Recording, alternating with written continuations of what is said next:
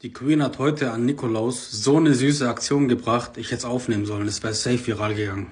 Die Kinder meiner Schwester sind heute Morgen aufgewacht, sind zu ihren Schuhen gegangen und haben da Süßigkeiten rausgenommen. Die Queen hat's gesehen und hat gedacht, hä, warum kriege ich keine?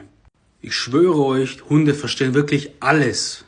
Sie ist in den Flur gegangen, hat meine Hausschuhe genommen, hat sie in den Mund getan und ist zu mir gerannt und hat mich angeschaut, hat den Hausschuh vor mir fallen lassen.